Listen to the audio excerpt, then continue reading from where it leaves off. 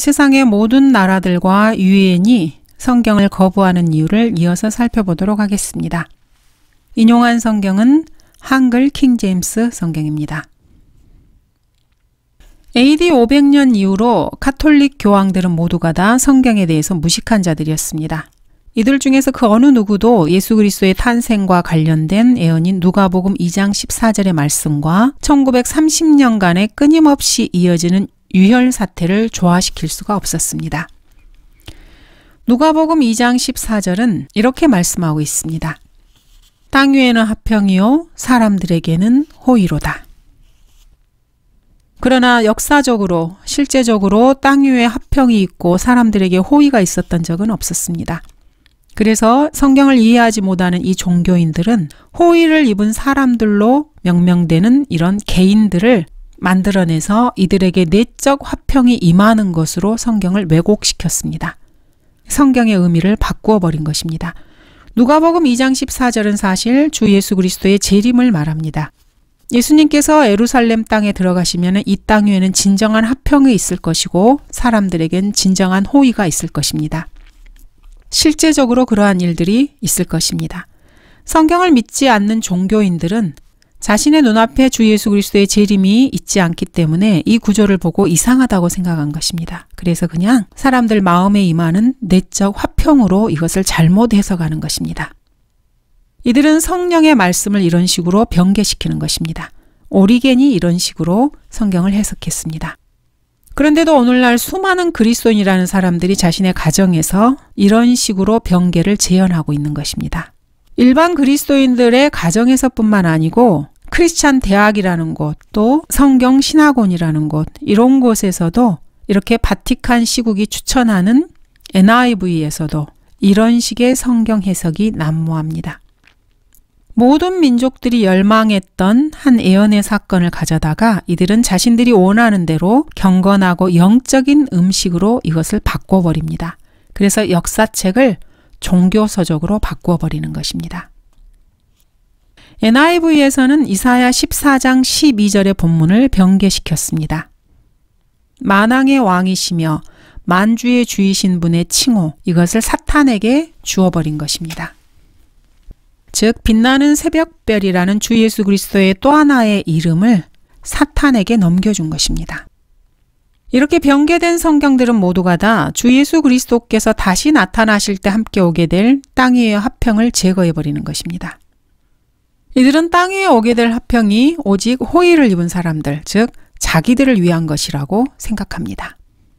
그래서 1611년에 번역된 킹제임스 성경을 변개시키고 1946년에서 1990년 사이에 88번의 전쟁을 일으키게 됩니다.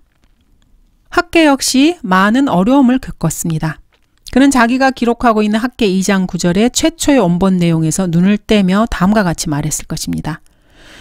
주님, 이 구절이 기록된 그대로의 의미를 말하는 겁니까? 주님은 그래 틀림없어 그런 뜻이야. 쉬운 다른 언어로 기록한다 해도 결과는 똑같을 것입니다.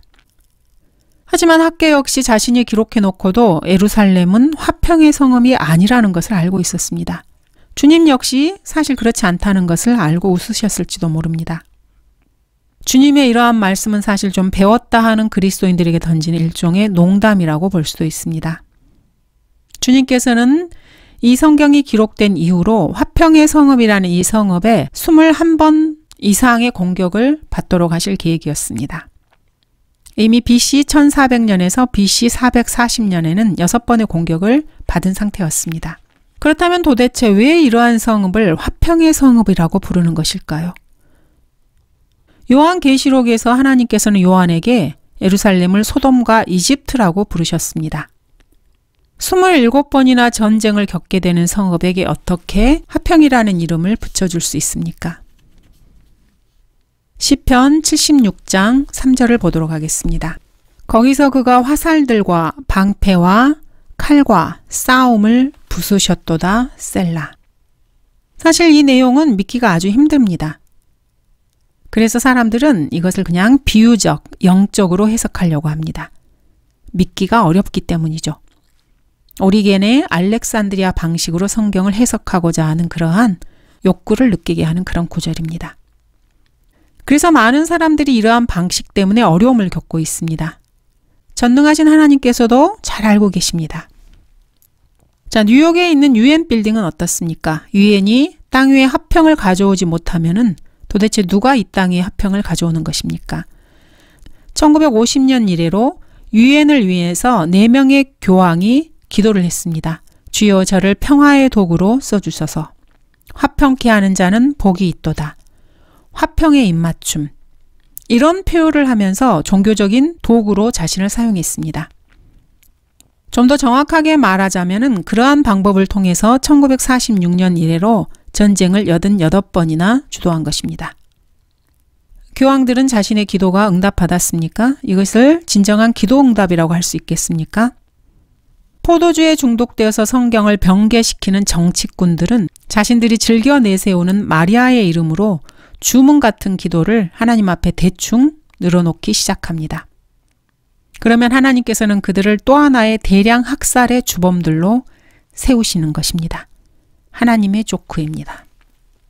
자, 그렇다면 하나님께서 바티칸, EU, UN, 그대들에게 평화가 있으라 이렇게 외치는 인본주의자들을 다 제껴놓으신다면은 땅 위의 화평을 이루는 모든 일들을 도대체 어떻게 실현하신다는 겁니까? 하나님께는 간단한 문제입니다. 하나님께서 돌아오실 때까지는 몇 년마다 수백만 명이 땅 위의 화평이라는 이름으로 죽어나갈 것입니다. 이게 무슨 말입니까?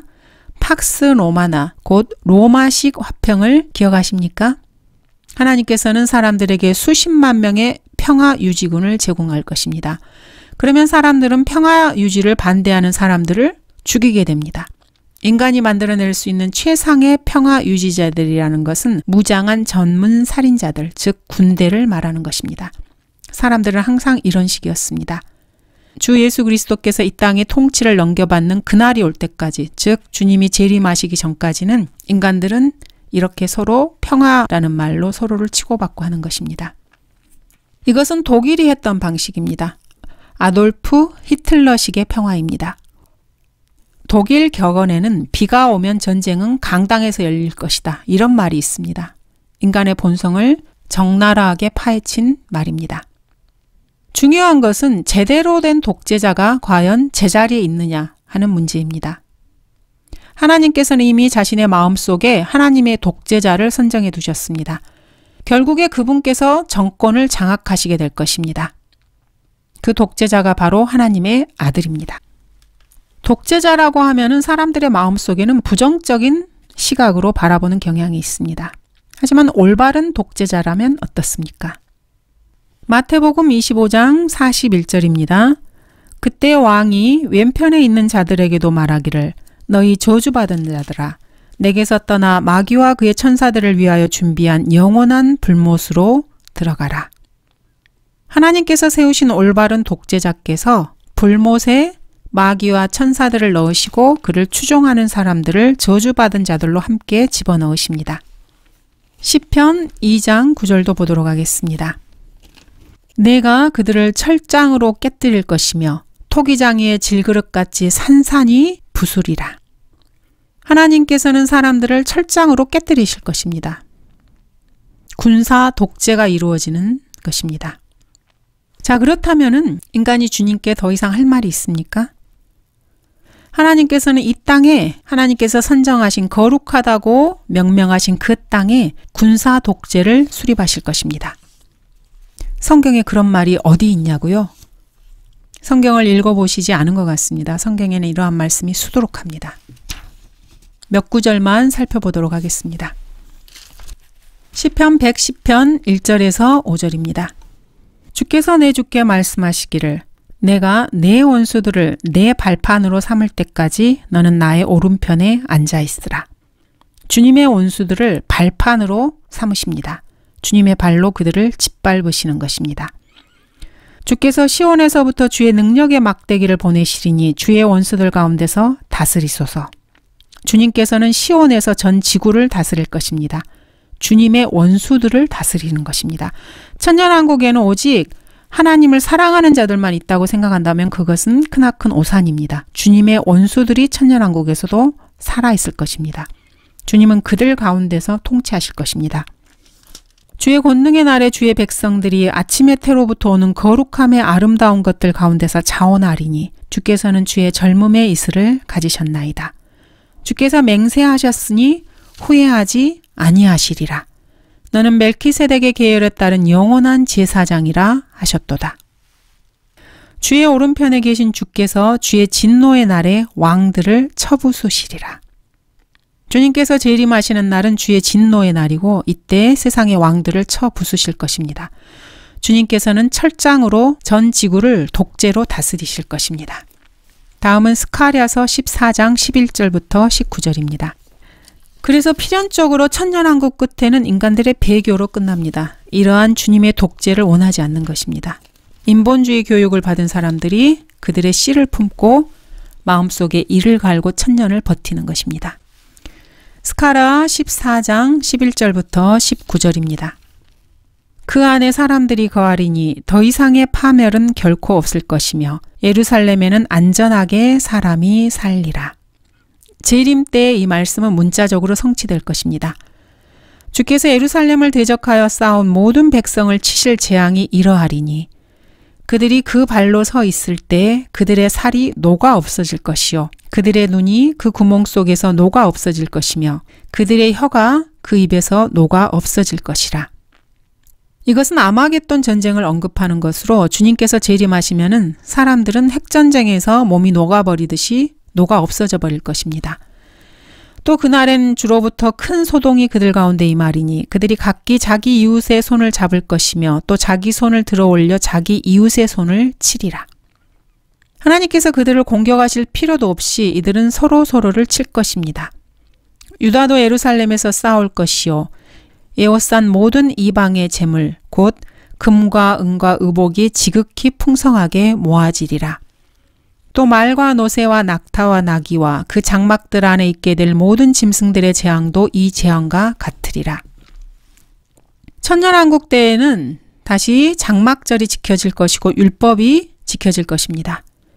예루살렘을 치러 온 모든 민족들 가운데서 남아있는 자도 각기 그 왕, 만군의 주께 경배하러 또 장막절을 지키려고 해마다 올라올 것이라. 이 말씀에 따르면은 그리스도의 초림과 재림은 9월과 10월 어느 한 날이 될 것입니다. 태양력에 따르면은 그날은 사실 주님께서 오신 초림은 9월 23일입니다. 12월 25일이 아니고 주님께서는 9월 23일경에 오셨습니다. 이어서 17절입니다. 땅의 모든 족속 중에서 그 왕, 만군의 주를 경배하려고 예루살렘에 올라오지 아니하는 자들에게는 비가 내리지 아니하리라. 천년왕국에도 예수 그리스도를 거부하는 자들이 있을 것입니다. 그들은 비가 오지 않는 땅에 살게 될 것입니다. 만일 이집트의 족속이 올라오지 아니하면 비가 없을 것이며 재앙이 있으리니 그 재앙으로 주께서 장막절을 지키려고 올라오지 아니하는 그 이방을 치시리라. 천년왕국에서도 주님의 법을 지키지 않고 경배하러 오지 않은 자들이 있을 것이고 그들을 주님께서는 철장으로 짓밟아 버리실 것입니다. 이것이 이집트의 벌이 될 것이요 장막절을 지키려고 올라오지 아니하는 모든 민족들의 벌이 되리라. 이 민족들이 마음속에 무슨 생각을 가지고 있을 것 같습니까? 이들은 그들의 마음속에 칼을 갈 것입니다. 마귀가 끝없이 깊은 구렁으로 떨어져서 더 이상 땅 위에서 활동하지 못하는 이 천년왕국의 시절에도 사람들은 자신의 육신으로 하나님을 거부할 것이고 주 예수 그리스도의 통치를 싫어할 것입니다. 그래서 천년왕국 역시 배교로 끝나게 되는 것입니다. 몇 구절만 더 보도록 하겠습니다. 시편 18장 21절입니다. 이는 내가 주의 길을 지켰고 내 하나님께로부터 악하게 떠나지 아니하였음이며 이는 내가 주를 의지하고 군대 속을 통과해 달렸으며 내 하나님을 의지하고 성벽을 뛰어넘었음이니이다. 주께서 살아계시니 내 반석을 송축하라. 내 구원의 하나님을 높일지라. 그가 나를 내 온수들로부터 구하시나니 정녕 주께서 나를 대적하여 일어선 자들 위에 나를 높이 들어 올리셨으며 주께서 난폭한 자로부터 나를 구해내셨나이다. 하나님을 의지하는 자들입니다. 오직 하나의 독재 체제를 예루살렘에 하나님께서 수립하실 것입니다. 성경을 기록했던 선지자들이 그 당시에는 그것을 이해하지 못했겠지만은 하나님의 마음속에는 자신의 아들을 통한 독재 정부가 있었습니다. 그래서 선지자들이 그 기록을 이해하든지 말든지 하나님께서는 본문을 있는 그대로 남겨두셔야만 했습니다. 왜냐하면 하나님께서 그 말씀을 이루실 것이기 때문입니다. 아무도 그 말씀을 이해하지 못한다 하더라도 기록된 그대로 2500년 이상을 그대로 존재해 왔습니다. 예루살렘의 첫 번째 왕은 의의 왕이었습니다. 그리고 마지막 왕은 만왕의 왕 또 만주의 주가 되셔야만 했습니다. 왜냐하면 이분은 위대한 왕의 도성에 거하셔야만 하기 때문입니다. 이러한 사실로 인해서 보통 사람들은 예수 그리스도와 가브리엘을 역사상 가장 뛰어난 거짓말장이라고 생각합니다. 이 땅에 위대한 왕의 도성이 결코 임하지 않을 것이라고 생각하는 것입니다. 자, 누가 거짓말장이일까요? 여러분은 어디에 걸겠습니까? 2300만 분의 1의 가능성에 걸 수 있는 그런 믿음이 여러분에게는 계십니까? 가브리엘은 이렇게 마리아에게 말했습니다. 마리아야 두려워 말라. 이는 내가 하나님의 은총을 받았음이니라. 보라, 내가 내 태 안에 임신하여 한 아들을 낳으리니 그의 이름을 예수라 하라. 그는 위대하게 될 것이며 가장 높으신 분의 아들이라 불릴 것이요.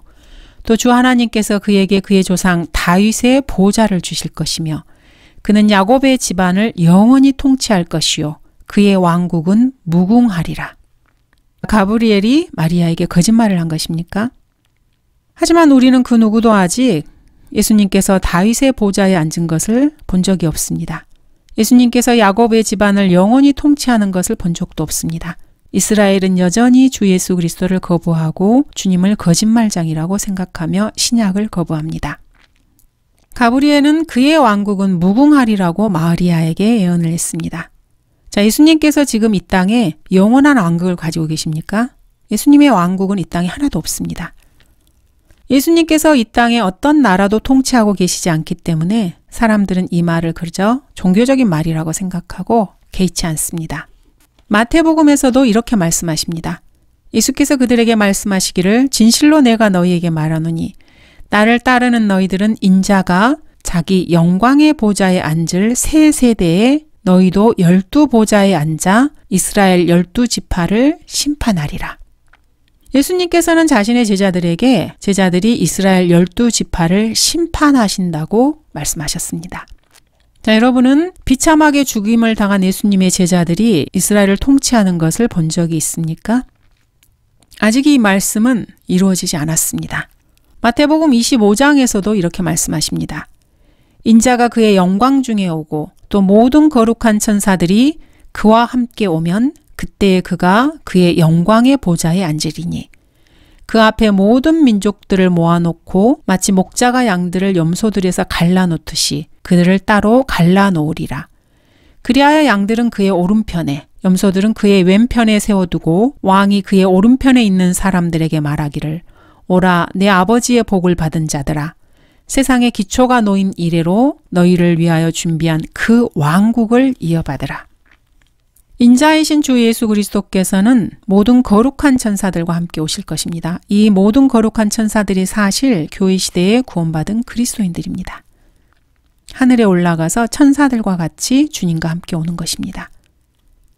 민족들의 심판에서 양과 염소를 갈라놓고 심판할 때 주 예수 그리스도의 영광의 보좌에서 함께 이 심판에 참여할 것입니다. 그때 왕이 왼편에 있는 자들에게도 말하기를 너희 저주받은 자들아 내게서 떠나 마귀와 그의 천사들을 위하여 준비한 영원한 불 속으로 들어가라. 너무나 무시무시한 독재자의 모습입니다. 예수님의 편에 있는 사람들에게는 이 사건이 영광의 사건이겠지만은 너희 저주받은 자들아 내게서 떠나 마귀와 그의 천사들을 위하여 준비한 영원한 불 속으로 들어가라는 이 말씀을 듣는 사람의 입장에서는 예수님은 독재자이시고 너무나 무시무시한 명령을 그들에게 내리고 있는 것입니다. 주께서는 온 땅을 치리할 왕이 되시리니 그 날에는 한 분 주께서 계실 것이며 그의 이름 하나만 있으리라. 스가랴 14장 9절입니다. 주님은 아직 온 땅을 치리할 왕이 되시지 않았습니다. 주님의 이름 하나만 이 땅에 있는 것도 아닙니다. 주님이 재림하시면은 이 땅에 예수님의 발을 딛고 서시게 될 바로 그 날에 예언의 말씀이 이루어질 것입니다. 그리스도인들은 이것을 성경을 통해서 믿음으로 바라보고 있는 것입니다. 왜냐하면 성경은 역사책이기 때문에 이 말씀은 반드시 이루어질 것입니다. 마태나 누가가 기록한 대로 예수 그리스도와 가브리에게 여러분이 베팅을 한다면은 세상에 2300만 권의 책들, 그 이상의 책들이 줄 수 없는 오직 한 권의 책이 말해주는 그 기회를 얻게 되는 것입니다. 그러나 한 권의 책, 성경을 제외하고 미국 의회도서관에 있는 2300만 권의 책들에다가 건다면은 그것은 그 한 권의 책이 문서로 기록된 역사를 다룸과 동시에 수학적인 증거까지 담고 있다는 사실을 무시하는 것입니다. 이 한 권의 책이 거짓이라는데 여러분이 베팅한다면은 어떻게 되겠습니까? 불꽃 같은 눈을 가지신 그 독재자의 눈을 쳐다보면서 마귀와 그의 천사들을 위하여 준비한 저주받은 자들로 분류될 것입니다. 유행과 세상 나라들, 세상 교육체계, 세상 정치, 경제, 문화에 심취한 사람들이 무슨 생각을 하고 무엇을 계획하고 무엇을 연구하고 토론하고 행동하든지 예루살렘은 화평의 도성이어야만 합니다. 하늘의 어떤 영적 존재에 의해서 예언된 어떠한 화평이라도 올바른 왕께서 올바른 보좌에 앉으실 때까지 이 땅에는 결코 화평이 임하지 않을 것입니다. 오직 한 분의 왕께만 올바른 왕이라는 표현을 쓸 수 있습니다. 그분은 바로 이 행성을 만드신 왕이십니다. 올바른 왕께서는 올바른 땅에 있는 올바른 도성의 올바른 보좌에 앉으실 것입니다. 그렇지 않으면 지금이든지 미래에든지 땅 위에는 결코 화평이 없을 것입니다. 이러한 성경의 내용을 거절하는 어리석은 자들은 성경에 수없이 기록되어 있습니다. 만왕의 왕께서는 세상에 지금은 힘께나 권력계나 가진 부를 가진 사람들을 모두 다 영원히 바보로 만드실 수 있습니다. 그러므로 오 너희 왕들아 이제 현명해지라. 너의 땅의 재판관들아 교훈을 받을지어다. 두려움으로 주를 섬기고 떨림으로 즐거워하라. 그 아들에게 입맞추라. 그렇지 않으면 그가 노하실 것이요 그가 조금만 격분하셔도 너희가 그 길에서 망하리라. 그를 신뢰하는 모든 사람은 복이 있도다. 시편 2장 10절에서 12절입니다. 주가 말하노라. 그러므로 너희는 내가 일어나서 먹이로 삼는 날까지 나를 기다리라. 내 결심이 민족들을 모으는 것이미니 내가 왕국들을 모아서 그들 위에 내 분노 곧 나의 모든 경노를 쏟으리라. 이는 온 땅이 내 질투의 불로 삼켜질 것임이라.